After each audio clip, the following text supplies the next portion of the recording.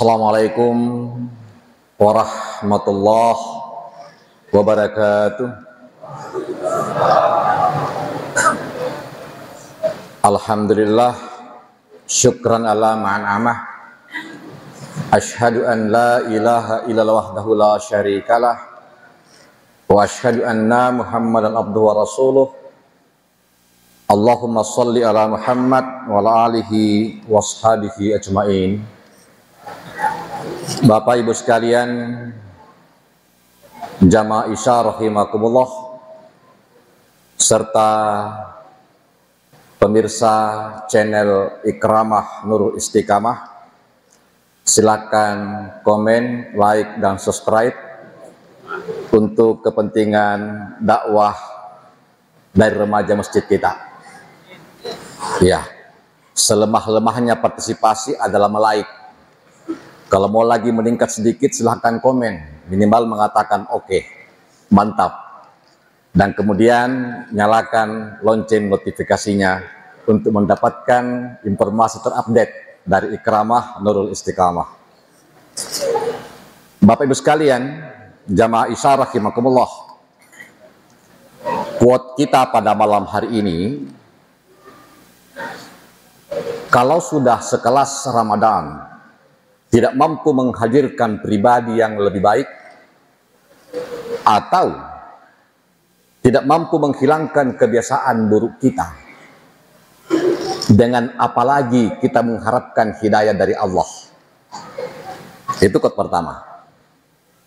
Yang kedua, jamaah Isya rahimakumullah, semua ayat dalam Al-Quran dan semua hadis Nabi, semuanya itu mengatur orang beriman. Dan tidak ada satupun ayat dalam Al-Quran ataupun satu hadis Nabi yang mengatur orang kafir. Tidak ada. Semuanya mengatur orang yang beriman. Jadi kalau ada orang yang mengaku diri beragama Islam dan tidak mau diperintah dan tidak mau dilarang, gampang ji, kafir saja. Iya. Jadi kalau ada orang yang beriman tidak mau ikut perintah untuk berpuasa dan tidak puasa tanpa usur, artinya menyatakan dirinya sebagai kafir. Selesai barang-barang. Nah, Bapak Ibu sekalian, jamaah Isya rahimakumullah, yang saya kemukakan pada malam hari ini terkait dengan celaan Allah terhadap pribadi atau perilaku hambanya.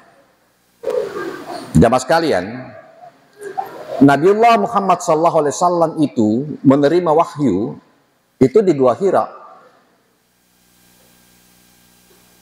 dan Rasulullah bertemu tidak pernah membuat janji dengan Jibril untuk bertemu di Gua Hira, tidak pernah. Tetapi Rasulullah ke Gua Hira itu 3-4 hari dalam sepekan. Saya menyebutnya dalam sepekan untuk tidak menyebutkan kata-kata minggu, karena tidak ada sejarahnya dalam agama ini pengistilahan hari minggu. Tidak ada. Jadi 3-4 hari dalam sepekan Rasulullah itu ke Gua Hira. Gua Hira itu 6 kilo dari kota Mekah. Tingginya 300 meter ke atas. Luasnya cuma 1 kali 3 meter. Sempit. Pertanyaannya, kenapa Rasulullah ke Gua Hira? Rasulullah ke Gua Hira menghindari pada umumnya 5 hal secara umum. Rasulullah tidak ingin terlibat, menyaksikan sekalipun perilaku bangsa Arab kala itu. Perilaku apa? Yang pertama, bangsa Arab jahiliyah gemar melakukan pensaliman terhadap hak-hak sesama. Mensalimi hak sesama. Pensaliman yang mana? Minimal kebutuhan dasar. Menghilangkan nyawa sesama. Melakukan penculikan. Itu orang Arab gemar itu. Menghilangkan nyawa sesama. Kemudian melakukan pelarangan beribadah kepada Tuhan yang selain nenek moyang mereka tuhankan. Yang ketiga, melakukan pelarangan terkait dengan aktivitas intelektual. Yang keempat, melakukan pelarangan dan pensaliman terhadap keturunan. Dan yang kelima, melakukan aktivitas pensaliman terkait dengan peningkatan kesejahteraan. Itu orang Arab gemar itu. Yang kedua, Rasulullah tidak ingin terlibat atau menyaksikan sekalipun pensaliman terhadap perempuan. Orang Arab jahiliyah itu gemar melakukan pensaliman terhadap perempuan. Perempuan kala itu bukan manusia, tetapi benda. Perempuan tidak mendapatkan warisan, tapi dia diwariskan pada zaman jahiliyah. Yang ketiga, Rasulullah tidak ingin terlibat terkait dengan atau menyaksikan sekalipun praktek menghalalkan segala cara dalam hal pelaksanaan ekonomi. Praktek ekonomi, menghalalkan segala cara. Tak peduli, orang Arab tak peduli soal haram, soal halal, tak peduli. Yang penting mereka mendapatkan untung. Itu orang Arab jahiliyah. Salah satu ciri khas rusaknya masyarakat yang digambarkan dalam Al-Quran, rusaknya atau tidak terpantaunya timbangan. Wailul lil mutaffifin. Timbangan semuanya rusak. Sekarang ini kan banyak ditimbangan. Orang semua tak percaya dengan timbangan. Iya. Sampai-sampai timbangannya penjual lansa ada yang sekarang timbangan surga. Ada tombi timbangan Pak Haji. Iya, timbangan ustaz. Saking mengatakan bahwa timbangan selama ini tak dipercaya.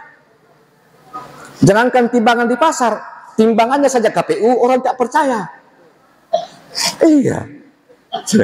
Jadi itu cara-caranya orang Arab jahiliyah kala itu rusaknya aktivitas ekonomi dengan menghalalkan segala cara praktek ekonomi. Yang keempat, Rasulullah tidak ingin terlibat atau menyaksikan sekalipun praktek menghalalkan segala cara dalam mendapatkan kekuasaan yang seringkali kita sebut dengan praktek politikus busuk. Itu orang Arab jahiliyah gemar, ya, segala cara yang penting kekuasaan didapatkan. Dan yang kelima, orang Arab jahiliyah aktivitasnya menduakan Allah. 5 hal ini yang Rasulullah hindari dan kemudian berupaya memikirkan jalan keluarnya, bagaimana caranya agar bangsa Arab jahiliyah kala itu terbebas dari perbuatan-perbuatan jahil. Rasulullah bertahanus, Rasulullah berkontemplasi ke Gua Hira. Jamaah sekalian, itu alasan Rasulullah kenapa Rasulullah ke Gua Hira. Dalam Al-Quran itu, ketika Allah memuji perilaku hambanya, Allah menyebutkan secara langsung namanya. Seperti Luqmanul Hakim. Tetapi ketika Allah memujinya, Luqmanul Hakim sudah meninggal dunia. Dan kemudian Allah puji perilaku Luqman. Sebaliknya, ketika Allah mencela hambanya, Allah tidak menyebutkan namanya, tetapi menyebutkan istilahnya. Dan kemudian Allah sangat membenci dan mencantumkan perilaku yang dihadirkan oleh orang itu. Bahkan salah satu tokoh dalam Al-Quran yang dicelah, yang dalam pribadinya terdapat 5 hal tadi yang saya sebutkan di awal, disebutkan dalam Al-Quran di surah 111, surah Al-Masad. Orang sering mengatakan surah Lahab, atau orang mengatakan surah Tabbah. Nah, jemaah sekalian, surah itu berbunyi, Tabbati yada abi lahabi wa tabb binasa Abu Lahab dan binasa. Ya. Ma agna anhu maluhu wa ma kasab. Semua usaha yang diperolehnya, harta benda yang diperolehnya, semuanya binasa. Ya. Sayasla naran dzata lahab. Semuanya akan binasa dan dibakar oleh api yang bergejolak. Wa abra'atuhu hammalatal hatab, termasuk istrinya yang gemar menyebarkan fitnah. Fi jidha hablum mim masad, di lehernya ada kalung dari tali sabuk dari ijuk. Jamaah sekalian, ada apa dengan profil Abu Lahab? Ada apa dengan Abu Lahab? Abu Lahab mempraktikkan kelimanya. Abu Lahab bukan nama sebenarnya. Nama sebenarnya adalah Abdul Uzzah bin Abdul Muttalib, pamannya Nabi, bukan orang lain. Pamannya Nabi lain ibu. Iya. Besannya Nabi, karena anak Nabi Ruqayyah dan Ummu Kalsum menikah dengan putra-putra Abu Lahab. Turunnya ayat ini, turunnya surah ini, Abu Lahab memerintahkan kepada anaknya untuk menceraikan putri-putri Nabi. Bayangkan Bapak Ibu sekalian, Allah mencela, kemudian disebutkan dengan namanya Abu Lahab. Abu Lahab itu artinya, itu Abu Lahab tinggi besar, gagah, pipinya kemerah-merahan. Karena pipinya kemerah-merahan, maka digelar Abu Lahab. Saya tidak mengatakan yang merah-merah pipinya Abu Lahab, tidak. Ya, kebetulan Abu Lahab profilnya seperti itu. Pipinya merah karena putih, bersih, tinggi besar, gagah. Itu Abu Lahab. Jemaah sekalian, kalau kita lihat prestasi Abu Lahab, bukan prestasi. Apa yang ditunjukkan perilaku Abu Lahab kalau Rasulullah menyebarkan agama ini? Padahal di awal Abu Lahab sangat senang dan gembira ketika Rasulullah lahir. Bukan main gembiranya Abu Lahab ketika Rasulullah lahir. Mungkin kita gemar merayakan Maulid Abu Lahab. Begitu Rasulullah lahir, rela 70 untanya atas kesenangannya, bukan main atas gembiranya kelahiran keponakannya. Budaknya yang memberikan berita bahwa ponakanmu lahir itu dimerdekakan, bukan main. Tetapi Rasulullah kemudian menerima wahyu, dan kemudian Abu Lahab menentang apa yang Rasulullah dakwakan, bahkan penentangannya keras, melebihi seluruhnya, seluruh kekuatannya, seluruh harta bendanya, itu diupayakan untuk menghalangi dakwah Nabi. Jamaah sekalian, rentetan perbuatan Abu Lahab, boleh jadi Abu Lahabnya telah meninggal, boleh jadi, tapi perbuatannya, perilakunya jelas masih ada dalam kehidupan kita. Itu artinya walaupun surah ini tertuju kepada Abu Lahab, tetapi perilakunya ditujukan kepada umat Nabiullah Muhammad SAW. Bayangkan Bapak Ibu sekalian, Allah yang membencinya, sementara Abu Lahab masih hidup kala surah ini turun. Coba kita bayangkan, kalau kita dibenci, sementara kita masih hidup dan surahnya dibaca. Bukan main sakit hatinya Abu Lahab ketika misalkan jamaah salat, tabbat yada abi lahabin wa tab, Abu Lahab lewat. Saya lagi dah cerita ini, saya lagi dah celah. Bukan main gitu. Dan kemudian Allah mencelah langsung 10 tahun. Baru kemudian Abu Lahab meninggal dengan penderitaan benar, binasa dan binasa. Nah, jamaah sekalian, kepentingan kita pada memperhatikan surah ini, Kalau dikatakan dalam ayat wa amra'atuhu hammalatal hatab, dan istrinya dalam kurung kroni-kroninya juga mengalami kebinasaan yang sama.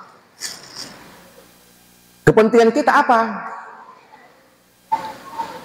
Jangan pernah menjadi pendukung dari sebuah kesaliman. Jangan pernah mendukung. Jangan pernah melibatkan diri dalam sebuah penzaliman. Faman ra'a minkum munkara fayughayyir bi yadihi fa in lam yastati fa bi lisanihi fa in lam yastati bi qalbihi wa huwa dha'aful iman. Apabila engkau menyaksikan suatu kemungkaran, rubah, halangi dengan kekuasaanmu, dengan potensimu. Kalau tak mampu dengan lisanmu, dengan berdakwah. Kalau tak mampu, sekedar berdoa dalam hati. Dan itu adalah selemah-lemahnya iman. Maka orang yang paling lemahnya iman, orang yang mendiamkan suatu kemungkaran. Jamaah sekalian, sebagai inspirasi untuk kita terhadap surah Abu Lahab, ketika Nabiullah Ibrahim alaihissalam dibakar api oleh Raja Namrud, apinya berkobar. Kemudian semut merasa prihatin dengan Ibrahim, berupaya memadamkan api. Ini cerita Israiliyat, dengan menggendong setitik air. Burung menyaksikan hal itu, berkata kepada sang semut, tak mungkin api itu padam Mut dengan hanya setitik air. Semut berkata, saya paham bahwa tak mungkin api itu padam dengan setitik air, tetapi minimal saya mengambil diri untuk tidak masuk dalam bagian orang-orang yang melakukan kesaliman. Jamaah sekalian, nah, ketika kesaliman telah nampak di hadapan kita, kita pun jangan ikut menjadi bagian itu. Kalau kita berupaya menyokong tentang kesaliman, maka kita pun menjadi wa amra'atuhu hammalatal hatab. Kita mendapatkan kebinasaan dan celaan dari Allah karena bagian dari pensaliman. Nah, pensaliman terhadap hak-hak sesama. Kalau ada orang yang menghilangkan jiwa manusia, kita bukan bagian dari orang itu, bukan penyokong dari itu. Kalau ada orang yang kemudian melakukan praktek ekonomi halalkan segala cara, kita bukan bagian dari itu. Dan kemudian apabila ada orang yang melakukan praktek ekonomi, kita juga bukan bagian dari itu. Kalau ada orang yang melakukan praktek pemegang, merebut kekuasaan, Abu Lahab itu merebut kekuasaan dari Abu Thalib dengan penuh kecurangan. Iya, curangnya bukan main. Abu Lahab mendapatkan kekuasaan dan membenci Bani Hashim, dan Allah mencegah praktek yang dilakukan oleh Abu Lahab. Dan kemudian praktek menduakan Allah. Jamaah sekalian, nampak di hadapan kita mana yang benar dan mana yang salah, mana yang hak dan mana yang batil. Apa yang membuat dia nampak? Al-Quran sebagai furqan. Nah, dengan demikian kita bukanlah bagian dari orang-orang yang zalim. Dan kalaupun orang yang zalim itu merasa bangga dengan apa yang dimilikinya, kita pun akan berkata, saya bukan dari bagian itu. Saya adalah bagian yang menegakkan kalimatullah dan menegakkan kebenaran, karena telah sampai kebenaran kepada kita. Demikian jamaah sekalian, semoga apa yang saya sampaikan menjadikan inspirasi kepada kita, bahwa sekecil apapun kemungkaran dan pesaliman, kita jangan pernah terlibat sekalipun. Sekaligus tausiah ini berbalik arah kepada sendiri sebagai manusia yang sangat lemah atas segala sesuatunya. Nasrun minallah wa fathun qarib basyirus sabirin. Akhirul kalam. Assalamualaikum warahmatullahi wabarakatuh.